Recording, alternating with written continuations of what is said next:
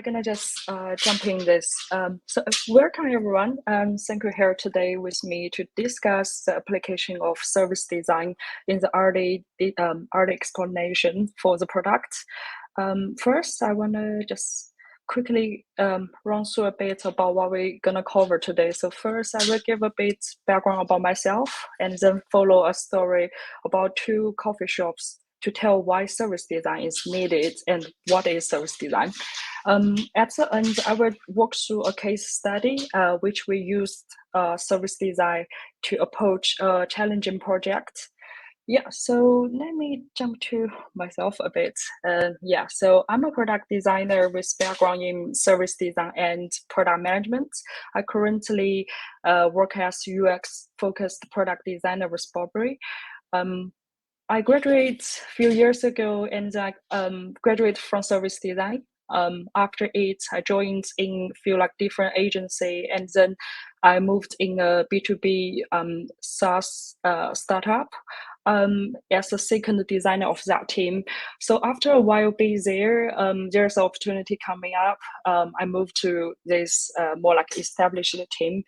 So yeah, that's kind of myself and my journey in product design. First of all, I want to share a story, which is the thing I was always be asked about what is service design. And I was thinking about that for a while, and I found a really lovely story from Marco. He used one example about two coffee shop to really just illustrate the point of what is service design and how service design apply in the early explanation. Yeah. So imagine we got two coffee shop nearby each other. They offering exactly same coffee, similar price. So basically, kind of everything's similar. So coffee shop A decides, okay, we want to win. So we make a strategy decision that we want to develop a mobile app. So they hired a dedicated team to work on this app for like a couple of months. And then they finally launched it. Customer downloaded the app, but in the end, customer realized seems there lack of those essential feature they want to have. So we can say there is like a gap between the expectation from customers and the business. So customer disappointed about the app, and then they decide to leave this app. Now we look the coffee shop B. So coffee shop B, they are really care about their customer from the heart. So first they talk to their customer. After a comprehensive study, coffee shop B really understand what their customer do before, during, and after the coffee. They map out a full customer journey. So from this customer journey, they can say what's the up and down experience during the whole process. Then they identified few service point opportunity from it. Coffee shop B doesn't stop there. They also speak to other people around or from this business. So for example, they talk to the colleague who really work in the coffee shop to understand what their daily life looks like. They talk to the marketing and suppliers as well. So yeah, they just really want to bring everyone together, and then they can running a workshop or series of workshops to get to identify what's the business objectives and how can they really achieve. So yeah, that sounds like a really different approach. So from there, after they do all those research, they begin find few ideas, and then they test the idea with their customers. They don't really just directly come into the development. They also want to first write down or like map out a blueprint to say what else they may need. So yeah, instead of just building an app, what kind of support system they might also should look at. So in the end, they can draft out a Northern Star version board. And this Northern Star version board can really lead them to say what's a mobile app, what kind of feature this mobile app should have, and also to say what kind of backstage things they should pay more attention. As an output, customers can snack their favorite coffee, and the team can and also the team figure out on the backstage their quality. They could need a more simple tablet app to place the order. For the payment system, it might be too old. And then even for other more like physical training, they realize, wait, yeah, we need a training to show our team how to work more effective. Also even look at their own space to say, yeah, we want to build a better vibe of this whole space. So what I want to say is like when we talk about service design or when you want to improve a business, it's not just about the app. It's always about something like a whole comprehensive service. In conclusion, um, from the shop B, we found, or this shop B, it could really like demonstrate the three key principle for service design. So first, it's customer central. You put customer right in the core of your whole service. We really want to hear what kind of thing customer really love and what's their really needs from this app. Second is a co-creation. It's all about explore and design the concept together with the whole team, ensuring these services are not only technical, feasible, but also make a good business sense. Last is about the holistical. So building something, build something interconnect the experience that resonates with personals emotionally. So when you got these three things together, that can ensure your service that can go beyond just an initial sorts. Yeah, so if we wrap it up, we will say service design make people not just working this shop B instead of shop A. It's also the reason why you keep coming back to this shop and tell all your friends about it. From this story, I also like to point out, so when we design a digital product, there should have like a right order of logic. What I mean is like sometimes people just really directly jump into building outputs, or I mean app right away. But like if you really step back, you will say, yeah, you probably need service design to understand the whole business as the first step, and then start to planning what would you like to do as outputs. Then if we talk about like building a brand new service, we would like to say, so yeah, where should we start? So what is the right research method we want to choose? We can say like it's good. It's have like so many different way you can do research, and then that's the moment designer should have the sense about on this project what is the right research method you need to use. Imagine the thing design research for a B2B product could be quite different from B2C. Sometimes you more need to say how's user how's the web, or I mean the app performance.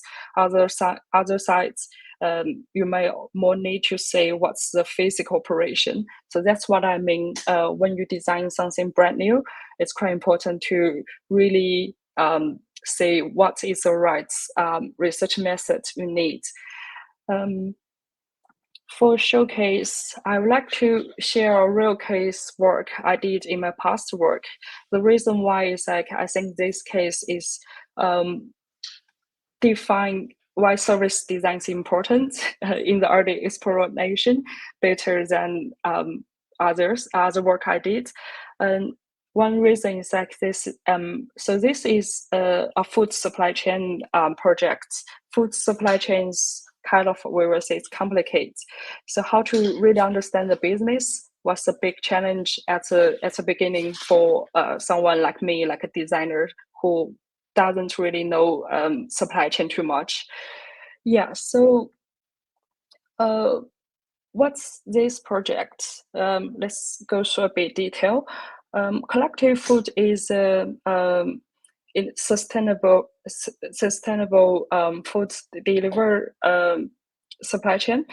What we different is like for those, yeah. So a bit of background about how normally people do last mile deliver in food supply chain. General in summarize, so when the traditional way to do last mile deliver is like we got a big or like huge vehicle, bring everything from the warehouse to each individual customer. The issue could be like this vehicle is hard to move around in this busy traffic during the daytime. It's hard to planning what's the route for each customer. Sometimes because of those challenge, it will resulting in like late delivers or somehow like the food temperature goes wrong too much. Then it's customer wouldn't really want to take these orders. Yeah, so from that's from the customers or business side. Additional point is like all those large vehicle could contribute a quite significant bad carbon footprints, and that's also something we really try to improve. So collective food offered a brand new service or like a very innovative last mile delivery model. What this model is, so in the night, we have a big vehicle bring everything from warehouse to few key station we put in the central London. So for example, we got one in east, we got one in north, and then all the foods will be loading in the station during the night. Second day morning, they're gonna have feel like cargo bike or smaller van coming to pick up the order signed to them. So by this way, it's offer us much more flexibility and also save some costs. The most important thing is like we can hit the delivery window, and also we can reduce the carbon footprint. Yeah, so it will be something like brand new to the market, something like nobody did before. Yeah, so we realize for this, it sounds, I guess it sounds quite complicated already. So when we talk to each team, we realize each team have different perspective, or they do have different things they think that's important. So how to make everyone on the same page about what is the whole service is the first step we need to do. I think as a designer myself, I cannot really become an engineer or industry expertise in few days or few months. So what I think is important is for designer to realize your team's expertise in their area, and what kind of support designer need to offer is actually to provide the connection between each departments, and then make it offer a solution or a platform that's easy to use for everyone. Then to ensure that everyone could understand this whole service, this new delivery model in the same page, we decide we will create ideal service blueprint first. So from this diagram, we should be able to say what's the entire service process. what kind of physical operation including in it. So not just those screen we're gonna design in our software, or I mean our management system. Follow that, we will discuss which departments will handle which parts and which team member and what is their responsibility.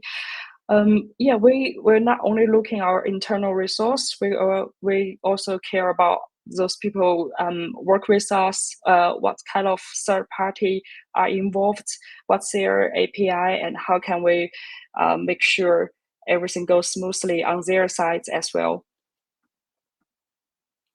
Then it's become like the first. It's all about like just quite a lot of meeting and talk a lot with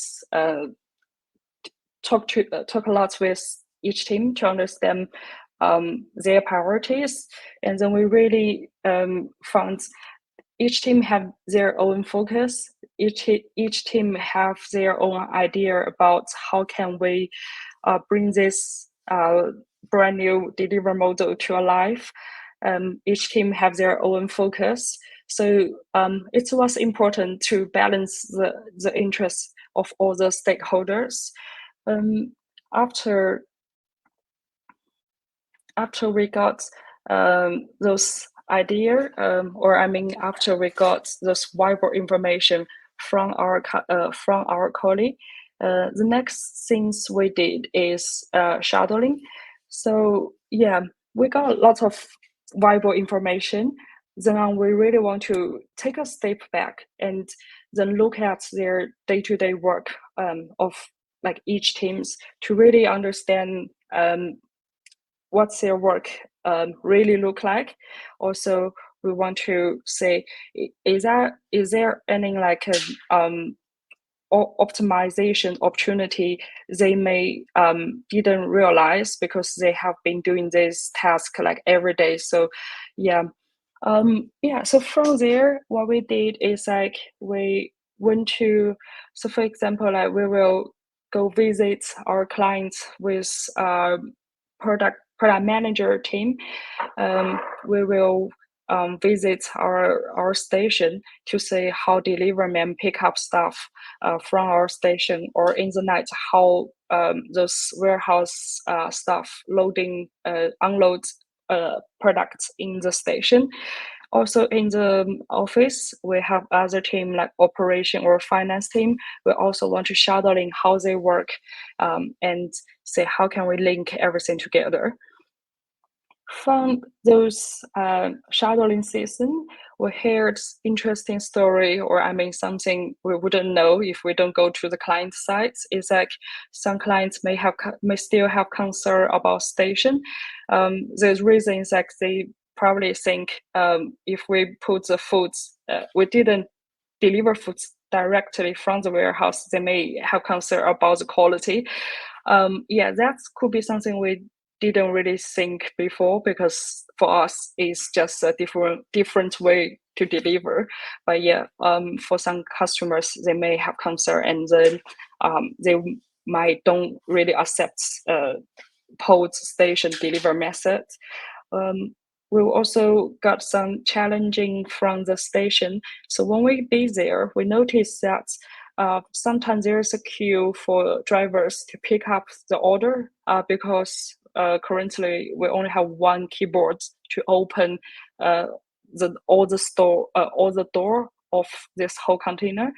Other things could be one order, the pallet counting one order could be quite heavy, and then when we're loading or when we divide the order, we need to make sure if it's one person can take the stuff out of the door. So every time when we visit the seats, we come across new insights, and those discover those interesting things we wouldn't realize if we are not be there. Yeah, so I think going to talk to people and also visit all those stations or doing those shadowing session was the most enjoyable or fun part. Then next we take all the information back. Then that's the time we can put everything back to this blueprints and then make this blueprints ready. Yeah, so in this blueprint, we're able to say what's the whole process, which team and which member will work on it, which software they're gonna use. I mean, internal software, and even sometimes I will put about what kind of action they will do in the system. Then this is following the timeline. So you will say it's like, for example, first day and then second day. Yeah, on the side, I will also put some insights maybe related to other things, but yeah, it's not like in the flow, but it's somehow in the flow. So for example, what's the capacity for what's the maximum capacity for our cargo bag? What's the capacity for each door, and what is the best way to place those those small container, the order container in the door. So yeah, from there we think, okay, there are lots and lots of things we can do. We start to say, yeah, this diagram is ready, but it's still complicated as the process itself. Our goal is somehow how to automate some part of it to make our people life easier. So the first thing we need to figure out is where we want to start with this automation. So then on we decide to identify the task or the process can be most easily automated is where we want to start it.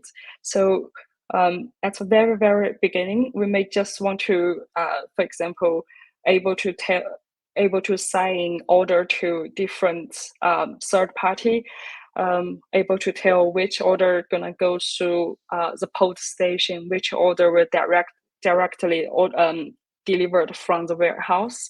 So everything, the automation process is need to be approached step by step. So once we introduce any like new feature, it's essential to get users' feedback and testing if those new feature is useful and is the right approach for our stuff. What we try to avoid is like in this process, we don't want to make any sweeping changes all at once, because when we got the concern about if we did everything once later on for some basic technical solution limitation, our solution might need to redesign from quite beginning. That's going to be a time consuming for us. Yeah, so overall, I will say in this solution design process, we really calculate three key principles. It's like maintain maintain the communication and transparency to the whole team. So we talk to the team quite often, and also make people feel second is like co-design. So each department can feel the ownership of those solutions. They are the key parts of the whole design solution process. Finally, we really try to avoid any rush decision to make like something quite comprehensive. We want to do things step by step. Every decision we make have to be signed from each leadership to make sure it's one block other part other departments. So after any those small feature are finished, we take out those box one by one. Then those small feature combined and works together, we make this automation service complete. As the thing I mentioned, yeah, quite important for us was maintaining the transparency in the whole process. So we do check with each team during the entire design process. we also hold demo day to celebrate each small feature we delivered to the team. Yeah, it's also the moment that we want to make sure everyone know what is the new feature coming, and how can those feature really benefit to their life. In the end of this project, first purchase one, we got like 30% of our order can delivered from this model. That was a big achieve for our sustainable development project. It's also a quite brand new delivery method for this entire country. So we are really proud of this project. In the final, I just want to look back and summarize 3 main actions we take in this explanation journey. So it's make sure everyone on the same page, and really you as a designer, or you as a solution provider, go there and see what's really happens there. Final is don't be rushed to make any comprehensive solution. We can do things step by step. So yeah, that's my sharing today. Really nice. Okay, thank you. Fantastic. Thank you so much, Tina. I have a few questions, but I'll message you afterwards to maybe get them answered on LinkedIn, because we only have two minutes. But I really like the summary on, or really the message of this from a starting perspective of it's very human intensive first. People think that you almost have to try and get a lot of automated process involved there, but to me, the message that I hear from you is start with surveys and interviews and talking to people, getting your team involved in the feedback, getting their feedback on what they know. It may not be, as some enterprise level people would call best practice, but it's the reality of so many brands and so many companies out there. So I love that reality check there. Start manual first and then build out from there. In terms of your process flow, what platform what graphic design tool did you use just to map that out? Yeah, so if you mean the software, we normally use, Figma have somehow like a whiteboard now. During that time, we use Miro a lot, and I guess many service designer love Miro a lot. So yeah, it was an amazing toy. Yeah. Oh, fantastic. And the other, just one more question I have time for, and I'll pick it out. What's the next steps for you in terms of early adoption of service design? Yeah, so I think the blueprint is never just one blueprint. It could be expand somehow. Like if you want to go detail in one specific moment, you can get another blueprint or somehow like service journey map for a specific step, or your service map could be like after current stage, what's the thing after, what's the journey after this journey. So there's always, you can say it's go wider or it can go deeper. So I think that could be the next step. Yeah. No, great. No, that's fantastic. Well, thank you so much again. That was really great, and really appreciate your insights on everything. And we will talk to you again soon.